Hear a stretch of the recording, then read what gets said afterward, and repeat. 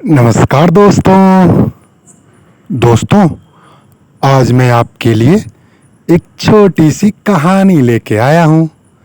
कहानी का शीर्षक है संगठन की शक्ति। दोस्तों, एक आदमी था जो हमेशा अपने संगठन में सक्रिय रहता था। उसको सभी जानते थे, बड़ा मान सम्मान मिलता था। अचानक किसी कारणवश वो निष्क्रिय रहने लगा, मिलना जुलना बंद कर दिया और संगठन से दूर हो गया। कुछ सप्ताह पश्चात एक बहुत ही ठंडी रात में उस संगठन के मुखिया ने उससे मिलने का फैसला किया। मुखिया उस आदमी के घर गया और पाया कि आदमी घर पर अकेला ही था। एक बोर्सी में जलती हुई लकड़ियों की लौ के सामने बैठा आराम से आग ताप रहा था। उस आदमी ने आगंतुक मुखिया का बड़ी खामोशी से स्वागत किया। दोनों चुपचाप बैठे रहे, केवल आग की लपटों को ऊपर तक उठते हुए देखते रहे। कुछ देर के बाद मुखिया ने बिना कुछ बोले उन अंगारों में से एक लकड़ी जिसमें लौ उठ रही थी उसे उठाकर किनारे रख दिया और फिर से शांत बैठ गया। मेजबान हर चीज पर ध्यान दे रहा था। लंबे समय से अकेला होने के कारण मन ही मन आनंदित भी हो रहा था कि वह आज अपने संगठन के मुखिया के साथ है। लेकिन उसने देखा कि अलग हुई लकड़ी की आग की लौ धीरे धीरे कम हो रही है।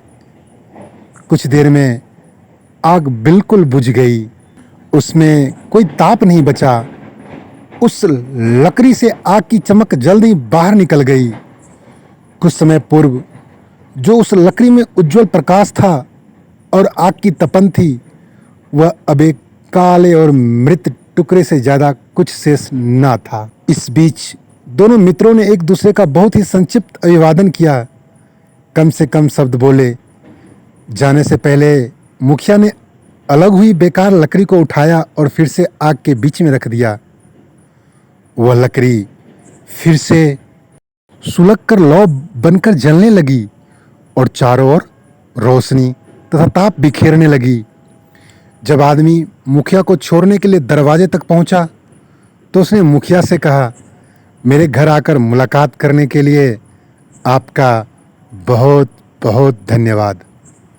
आज आपने बिना कुछ बात किए ही एक सुंदर पाठ पढ़ाया है कि अकेले व्यक्ति का कोई अस्तित्व नहीं होता।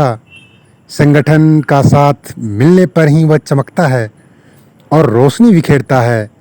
संगठन से अलग होते ही वह लकड़ी की भांति बुझ जाता है। दोस्तों, आज हम भारतीय क्या कर रहे हैं?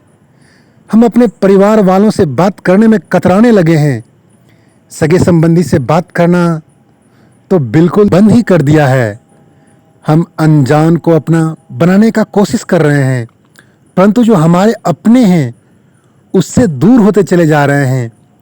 पता नहीं क्यों एक अज्ञात शक्ति हमें सबसे दूर कर अकेलेपन की तरफ धकेल रहा है।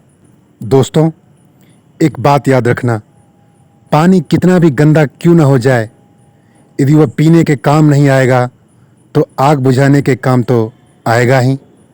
दोस्तों, हमारे यही संबंधी हमारे काम हमारे बुरे समय में आएंगे, इसलिए संगठित रहिए।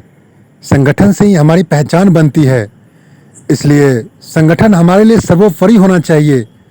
संगठन के प्रति हमारी निष्ठा और समर्पण किसी व्यक्ति के लिए नहीं, उससे जुड़े विचार के प्रति होनी चाहिए। संगठनों के बिना मानव जीवन अधूरा है। अतः हर क्षेत्र में जहां भी रहें, संगठित रहें। Like, share, subscribe.